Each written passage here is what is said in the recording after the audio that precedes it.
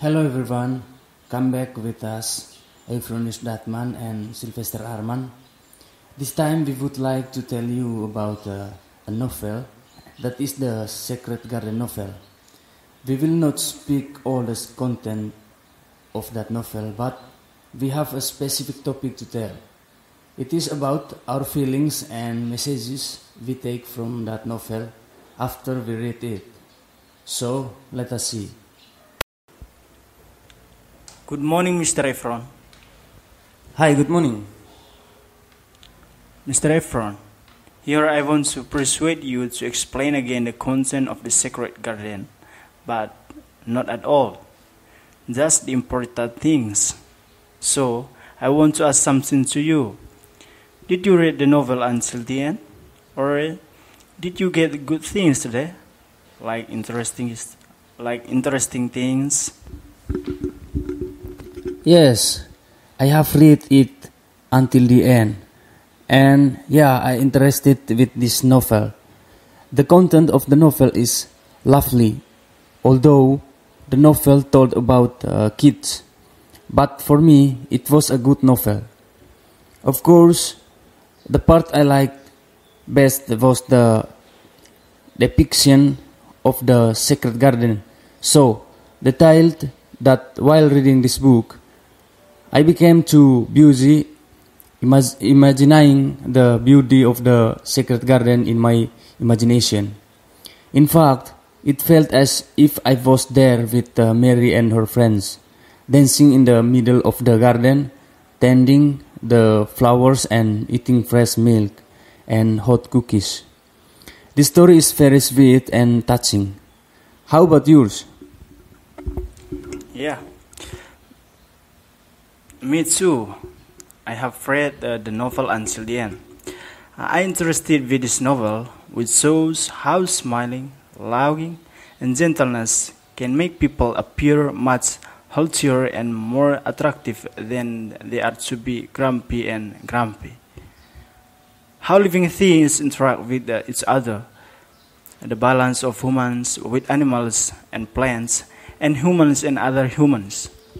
How humans interact with other living things makes their hearts more tender and their temperament better. That every child can change. That what children need is fresh air, not a big house with complete facilities and all their wishes are followed.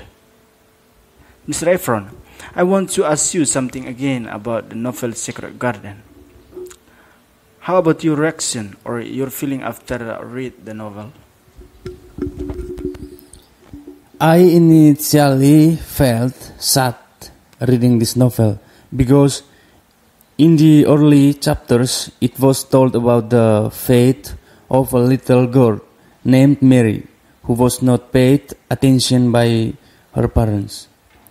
So that then she grew and developed into a child who didn't get much love from her parents. Being a proud child and doing everything according to his will. But after I read from chapter 2 to chapter, I was more enthusiastic about reading it because Mary had found her happiness in a new place, namely at the house of her uncle named Archibald Craven, where she met the right person. So, what do you feel after you read the novel?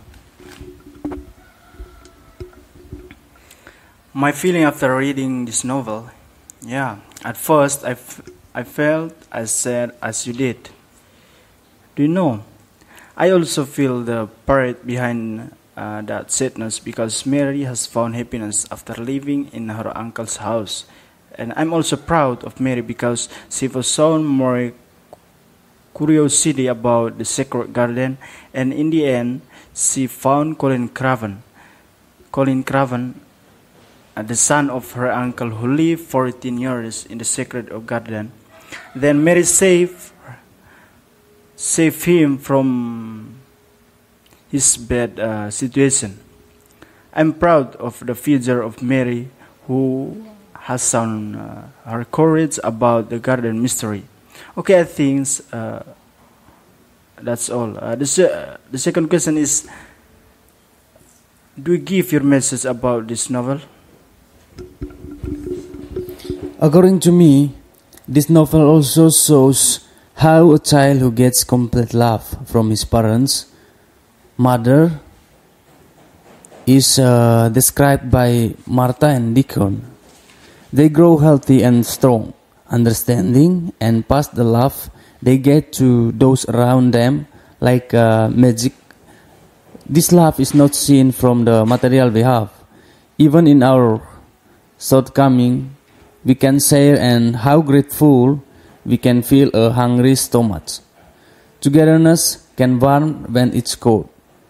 And family is the one we love and love us. And my message is that we should imitate Mary as encouraging and patient. Why do I say?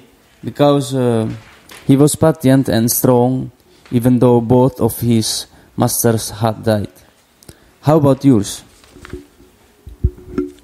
According to me, we should be someone who is able to share happiness and help each other, especially for those who are in need, just as Mary was happy with Colin Craven, who was cooped up in that park for 10 years, and in this novel too.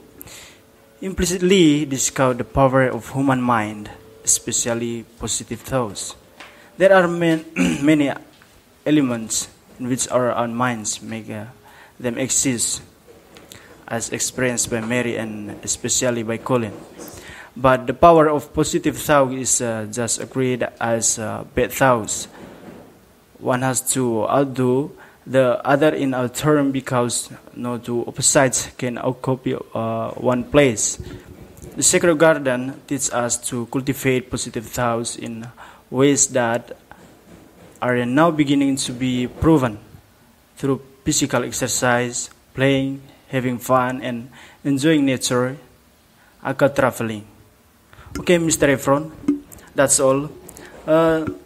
By the way, thank you very much, Mr. Efron. You have spared your time to make this dialogue with me to finish this break. Thank you very much. Okay, you're welcome.